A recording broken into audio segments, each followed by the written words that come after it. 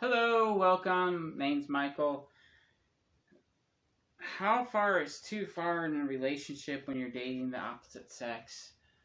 And that can be a tricky one. I don't want to make this a you can do this, but you can't do this kind of video.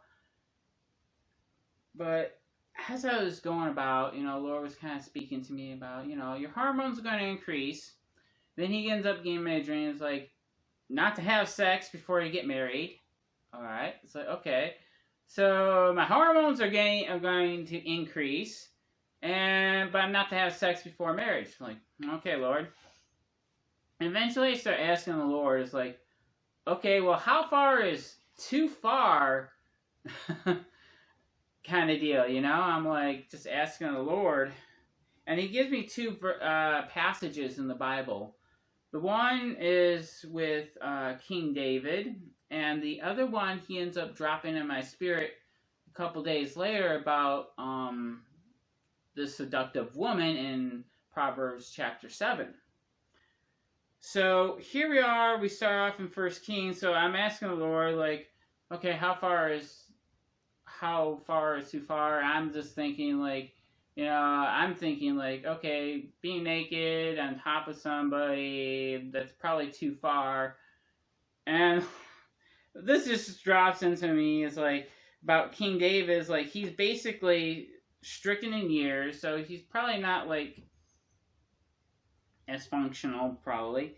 But he's, like, cold. And they say, let's find somebody, and to keep you warm, because they pile on all these clothing on him, and he's still not getting warm. And so they basically make a search for a woman, and this damsel, basically in chapter 1 of 1 Kings, chapter 4, and the damsel was very fair and cherished the king, and ministered to him, but the king knew her not.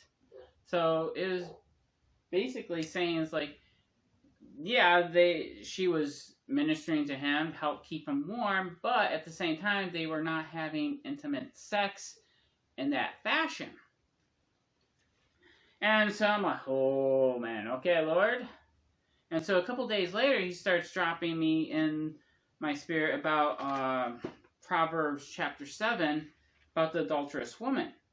And if you read in chapter 7, it's kind of like, basically, she goes and grabs the man, kisses him, and basically with like seductive speech seduces him into coming with her to have sex.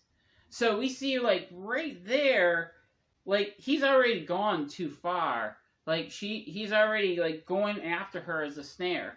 And even the last verse of Proverbs 7:20, verse 27, and we'll go to 26.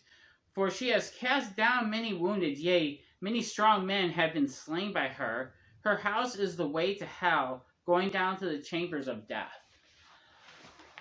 So we see here that there is a heart aspect that is there that you have to cultivate with the Lord, I believe. And I'm not sure how to fully articulate this, but in one instance, you see the woman's like trying to basically seduce the man, and it's like already too late. Once she's grabbed him and kissed him, he's already going down to the depths of hell,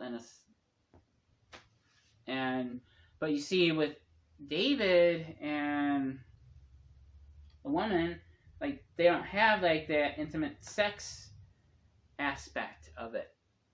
So I do believe that there is a heart aspect to all this, that you have to learn to listen to the Lord and see where is too far with this.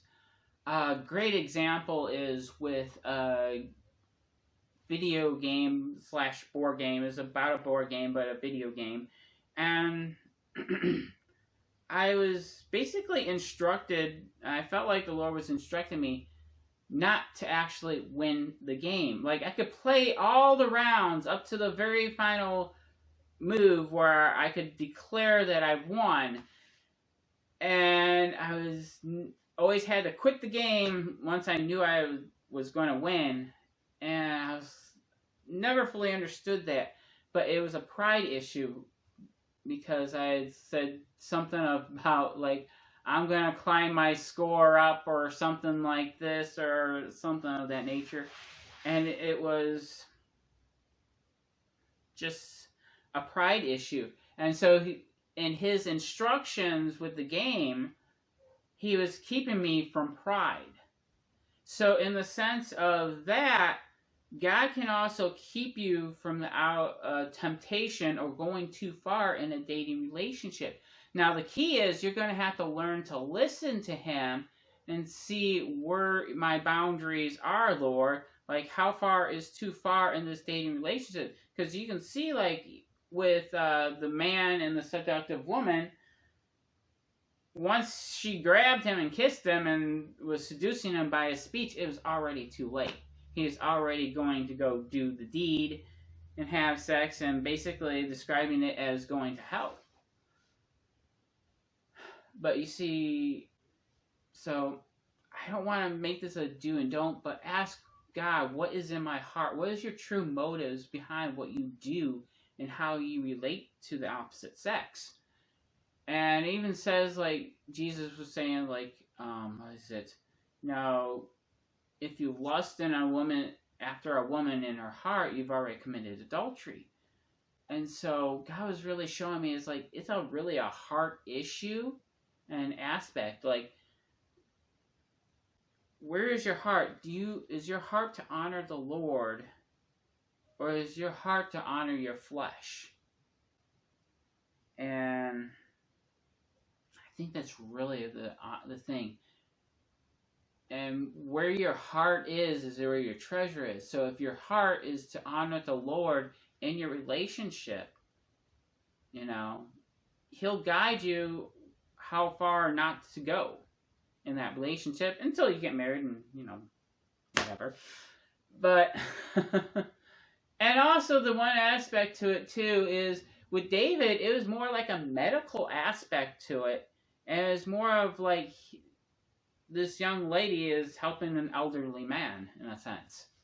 Whereas the young woman and the man, it's more fornication, sex outside of marriage, and basically even describes her as actually being married already, so I guess technically that's adultery. So, I don't really I'm not saying I'm an expert on this matter, but God's really just pointing out to me it's a bit of a heart issue. And where do you want to honor God in a lot of this? So, God bless. Bye for now.